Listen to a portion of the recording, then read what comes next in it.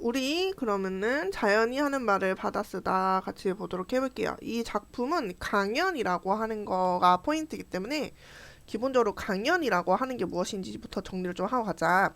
일정한 주제에 대해 청중 앞에서 강의 형식으로 말하는 것이기 때문에 대부분 화자가 한 명이고 청자가 여러 명이 됩니다.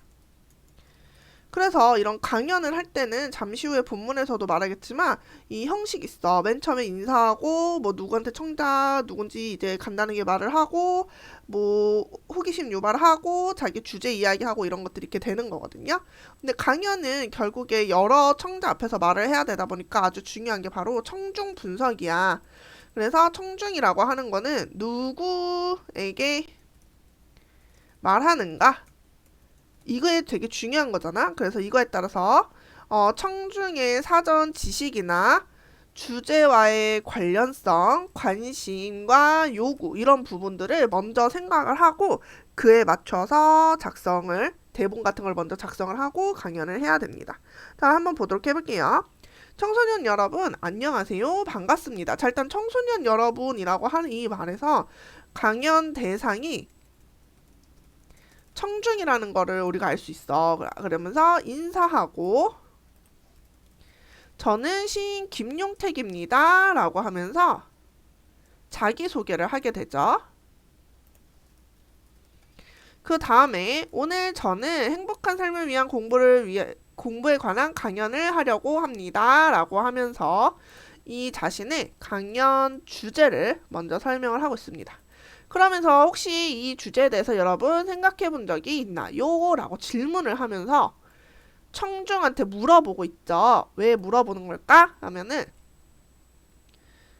질문을 통해 청중의 주의를 끌고 그러니까 흥미죠.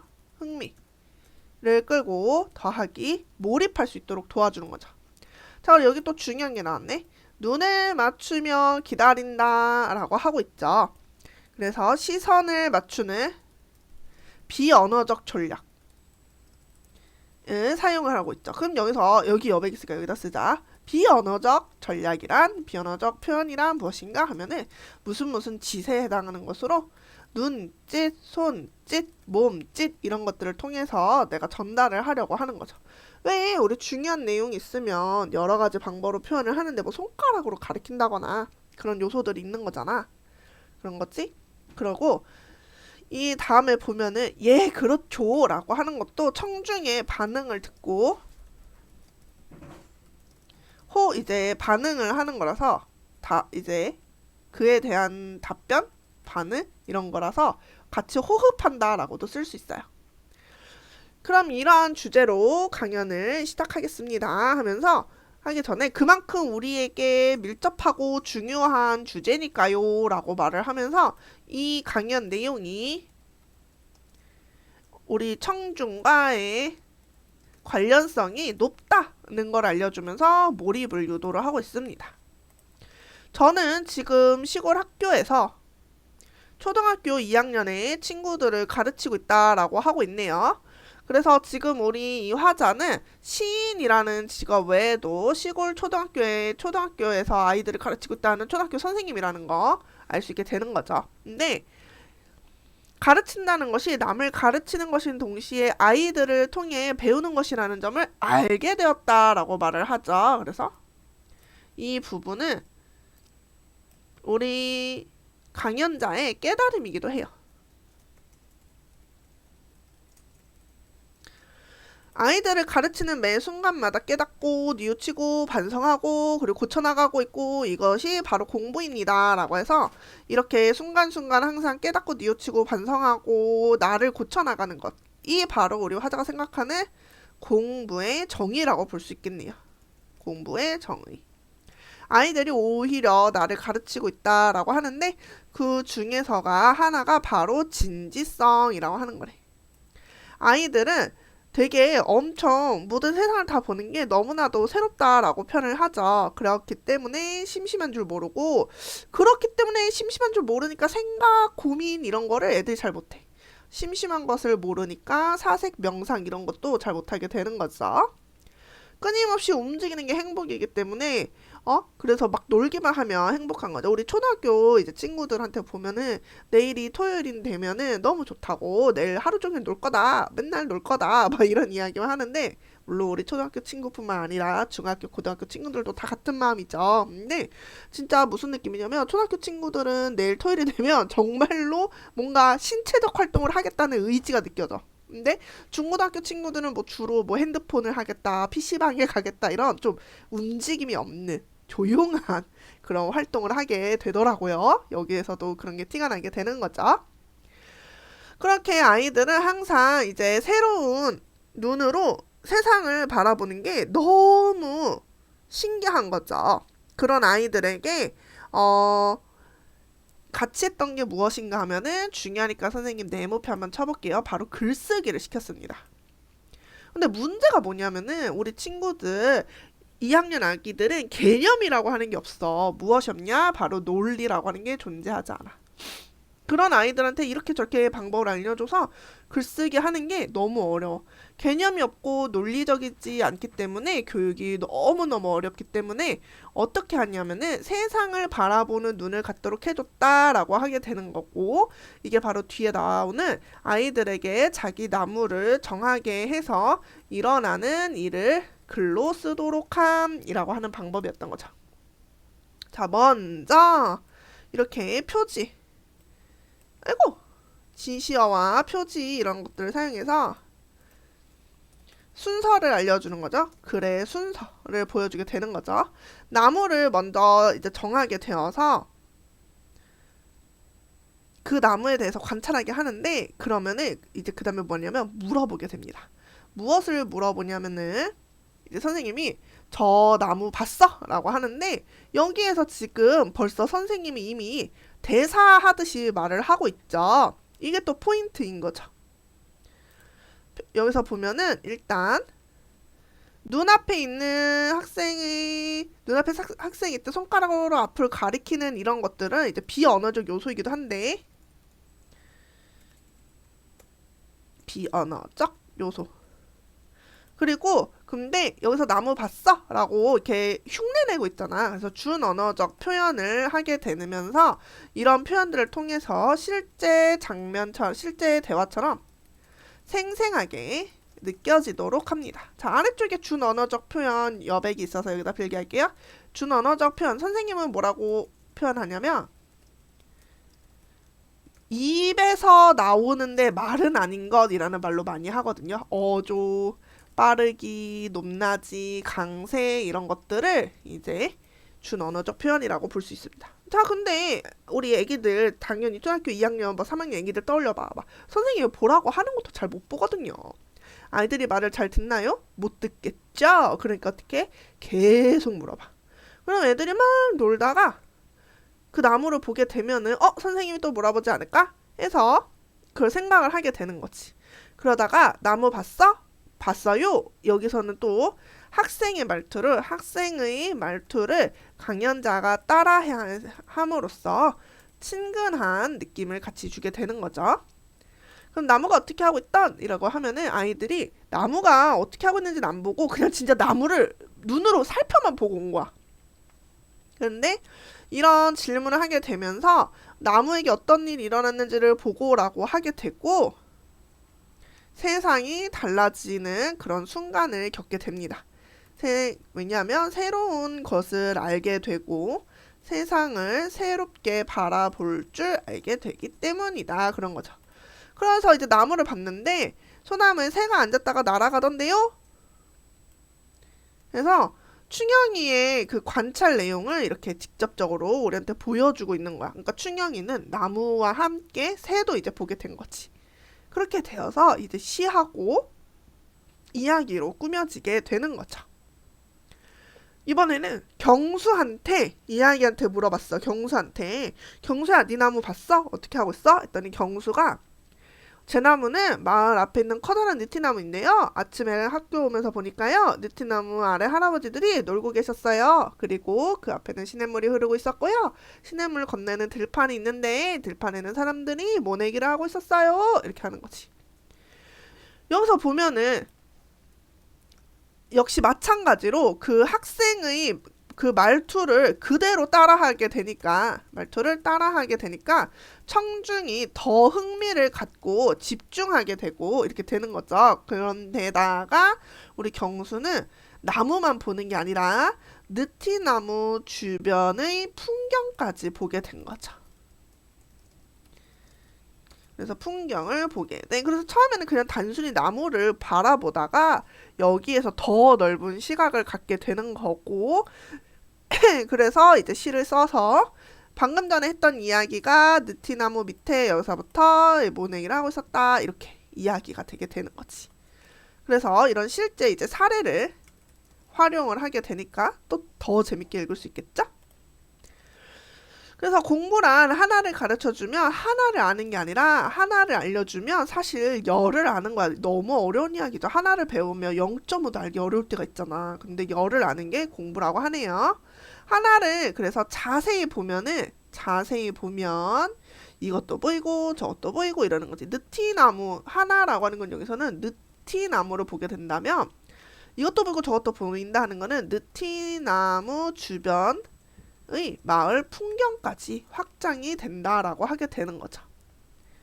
그래서 그 창조란 거기서 시작이 되는 거고 글쓰기도 바로 이렇게 된다라고 하게 되는 거죠. 그럼 창의적 생각, 창조적 사고는 어떻게 키울 수 있을까요? 또 질문하고 있죠. 이런 질문 통해서 청중의 호기심 유발, 주의 끈다 같은 말이죠. 저는 아이들에게 나무를 바라보겠는데 한글의 나무는 언제 보아도 완성되어 있지만 또 언제 보아도 너무 새로운 그런 나무인 거지. 나무 한 그루가 봄과 여름과 가을과 겨울이 되게 다르잖아요.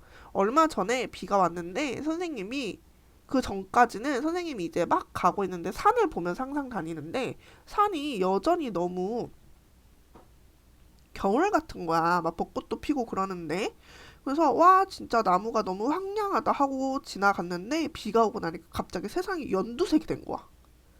그래서 생각을 했지. 와 이 나무들이 조금 있으면 연두색은 다 없어지고 녹색이 되겠지? 라고 생각을 했지. 그런 것처럼 봄, 여름, 가을, 겨울 내가 보는 순간순간 그 나무의 모습은 다를 수밖에 없어. 해가 떠 있을 때도 눈이 올 때도 바람이 불 때도 달이 뜨고 해가 뜰 때도 다 다를 수밖에 없는 거죠. 자 쉼표 보이죠? 열거한 거죠. 근데 그 나무는 결국에는 다 완성되어 있는 거거든. 다른 것 같으면서도 결국에 완성이 되어 있는 거야. 그러니까 늘 완성되어 있으니까 우리는 편안함을 거기서 느끼게 됩니다. 그러면서도 늘 새로움을 또 느끼게 되죠. 우리는 그 나무가 새롭게 변하는 그런 모습을 또 같이 보게 되니까요. 그래서 자연이 받아들이는 힘이 있기 때문에 이렇게 늘 완성되어 있다라고 우리 화자는 표현을 합니다. 나무가 서 있는데 비가 온다고 해서 나무가 나 비 싫은데 도망갈 거야 이럴 수가 없죠. 그래서 비를 받아들이고 새로운 모습이 되는 것이라고 보게 되는 거죠. 그래서 받아들이는 힘이 중요하다라고 하게 되는 거죠. 그러니까 정리해보면 창조적인 힘이라고 하는 거는 무엇이 필요해? 받아들임이라고 하는 게 필요하다라고 하게 되는 거죠. 청소년 여러분 직접적으로 지금 청자를 부르고 있죠.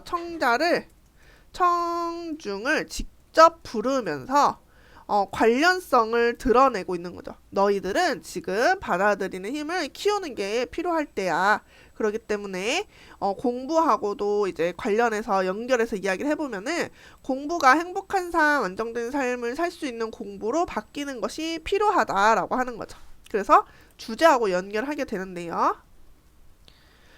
60살까지 살아갈 수 있는 공부를 하고 있는데 우리한테 필요한 공부는 뭐냐면 60살까지 하는 공부가 아니라 80살이 되어서도 성공하는 삶을 준비할 수 있는 그런 공부야. 그렇게 되려면 어떻게 해야 되냐면 창조적 사고를 바탕으로 한 행복하고 안정된 삶이 바로 78살이 되어서도 이제 성공하는 삶이 되는 거거든.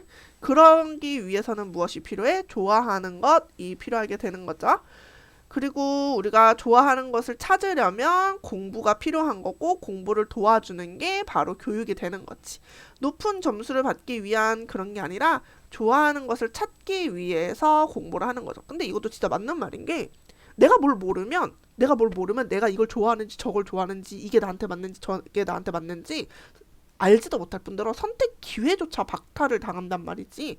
그러니까 일단 내가 뭐가 재밌어 보이는 분야가 있으면 공부를 좀 해보고 관련된 지식도 좀 찾아보고 내가 다가가보고 그러다 보면은 내가 이게 나한테 맞네? 나한테 안 맞네? 하는 생각이 들 수 있겠죠. 그래서 그 다음에 계속 보면은 그 이야기가 여기 뒤에 있죠. 좋아하게 되면 열심히 하게 되고 열심히 하게 되면 잘하게 되고 자기가 잘하면 사회에 나가서 할 일이 있다라고 해서 여기 이제 보면은 연쇄법을 쓰면서 앞에 꼬리를 계속 물면서 가고 있죠. 그래서 청중의 관심과 요구를 고려한 당부의 말을 하게 되는 거지. 자기가 좋아하는 것을 우리가 평생 하면서 살아야 행복한 삶이다 라고 해서 우리 화자가 생각하는 강연자의 주제인 거지. 그리고 이렇게 행복해야지 무엇이 돼? 행복하고 안정성이 돼야 창조성이 발현이 되고 우리는 그런 세계에서 살아갈 수 있다 이렇게 이야기하게 되는 거죠. 그러니까 돈을 많이 벌고 출세를 하고 이런 거보다 내가 행복하고 잘할 수 있는 거를 꾸준히 계속할 수 있는 삶, 그런 거를 하기 위해서 공부를 해봅시다 라고 하는 이야기를 마지막에 강조하면서 마무리하게 되었습니다. 그래서 여기에서의 이제 청중을 잠깐 분석을 해보면 청중 분석, 이거 학습활동에도 있는 내용인데 학교에서 교육을 받는 시기에 있는 청소년들이 대상이야. 그래서 강연 전략과 효과를 보면은 이제 전략을 보면은 아이들에게 글쓰기를 가르친 경험과 자기 나무를 정해 글로 쓰게 한 사례를 통해 공부와 창조적 자리가 없어서 밑으로 내려갈게요. 사고를 키우는 방법을 설명을 하게 되는 거고 이에 따른 이제 효과를 보게 되면 청중이 더 쉽게 이해하고 관심, 흥미 갖게 되는 그런 부분이었던 거죠. 자, 그러면은 요 작품에 대해서 주제와 특징 정리해 보도록 해봅시다. 주제, 뭐라고 생각해?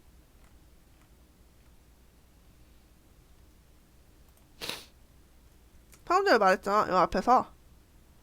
그래서 행복한 삶을 살 수 있는 공부를 하자예요. 이거에 대해서 나무나 그 자신이 아이들을 가르치는 부분들, 그리고 실제로 그거를 이제 리얼하게 흉내내는 부분들을 통해서 우리 글쓴이가 흥미 유발을 하게 되었다. 여기까지 같이 보았습니다. 강연에 대한 기본적인 개념 공부와 함께 이 글의 주제의식이 무엇인지 준언어적, 비언어적 표현을 바탕으로 어떻게 청중의 흥미를 유발하고 있는지가 시험에 나오니까 이런 부분들 같이 공부할 수 있도록 해봅시다.